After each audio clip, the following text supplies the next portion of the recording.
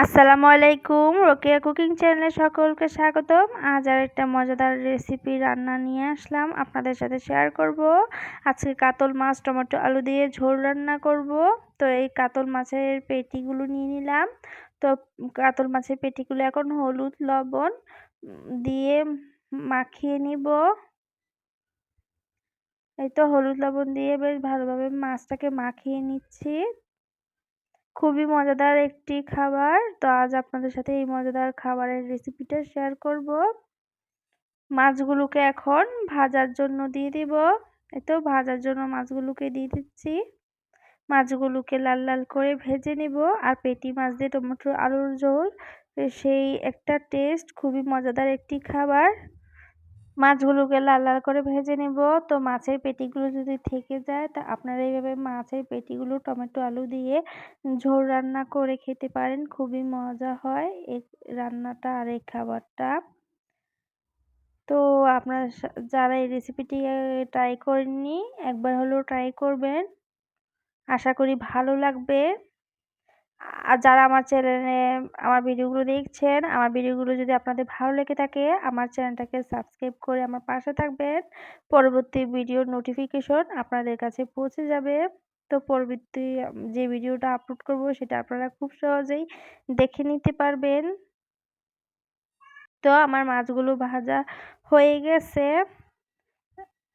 পর আমি চুলায় একটা কড়াই বসাই দিলাম। তো মাছ ভাজার পর যে তেলগুলো ছিল সেই তেলগুলো দিয়ে দিলাম। সেই তেলের মধ্যেই রান্নাটা করে নিব। তো পেঁয়াজ কুচি দিয়ে দিলাম, পেঁয়াজটাকে ভেজে নিব। এখন আলুগুলো দিয়ে দিব। পেঁয়াজ আলু একসাথে ভাজা হয়ে যাবে, যেহেতু নতুন আলু হতে বেশি সময় লাগে না, পেঁয়াজ আলু একসাথেই হয়ে যাবে। তো পেঁয়াজ আলুটাকে আমি ভেজে নিচ্ছি প্রথমে।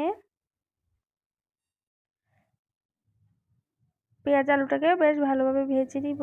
তো একটু লবণ দিয়ে দিচ্ছি, তাহলে ভাজা হয়ে যাবে তাড়াতাড়ি পেঁয়াজ আলুটা। তো ঢাকা দিয়ে দিলাম, আলুটা যেন বেশ ভালোভাবে সিদ্ধ হতে পারে। এই তো কিছুক্ষণ পর ঢাকাটা উঠিয়ে নিলাম। তো আলু পেঁয়াজটাকে বেশ ভালোভাবে নেড়ে দিচ্ছি। তো আলুটা ভাজার সময় খেয়াল রাখতে হবে আলুটা যেন লেগে না যায়। তো এখন কাঁচামরিচ টমেটো দিয়ে দিব। লাল লাল পাকা টমেটো দিয়ে মাছ টমেটো আলুর ঝোল রান্না করলে কিন্তু অনেক ভালো লাগে খেতে। এই তো এখন টমেটো আলুটাকে একসাথে কিছুক্ষণ ভেজে নিব, টমেটোটা একটু সিদ্ধ হওয়া পর্যন্ত। এখন ঢাকা দিয়ে দিচ্ছি। তো বেশ কিছুক্ষণ ঢেকে রাখবো টমেটো আলুটা সিদ্ধ হওয়া পর্যন্ত। তো কিছুক্ষণ পরে এই তো টমেটো আলুটা একটু সিদ্ধ হয়ে আসলে এখন মশলাগুলো দিয়ে দিচ্ছি। প্রথমে দিয়েছি লাল মরিচের গুঁড়া 1 চা চামচ, তারপর দিয়েছি হলুদের গুঁড়া, তারপর দিচ্ছি লবণ, যেহেতু একবার লবণ দিয়েছি তাই লবণটা একটু কমিয়ে দিলাম। এখন দিয়ে দিব জিরা ধনিয়ার গুঁড়া। জিরা ধনিয়ার গুঁড়াটা আমার একসাথে মিক্স করা, তাই আমি জিরা ধনিয়ার গুঁড়াটা দিয়ে দিলাম।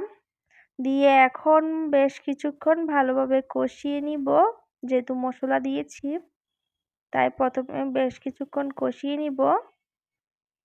মশলাটাকে কষানোর জন্য আমি অল্প কিছু পরিমাণ পানি দিয়ে দিলাম।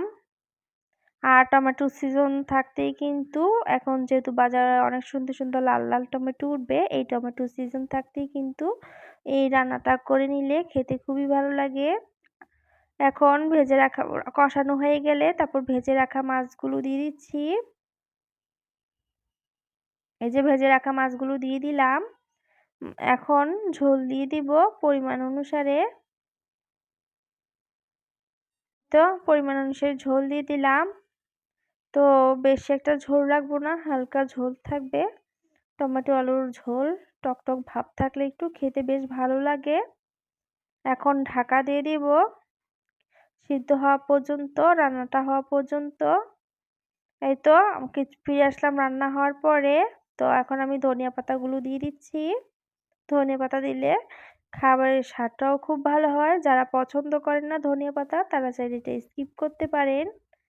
এই তো ধনিয়া পাতা দিয়ে এখন নেড়েচেড়ে দিচ্ছি, যেন ধনিয়া পাতাটা একটু মিশে যায় তরকারিটার সাথে। আর খুব সুন্দর কালারও এসেছে।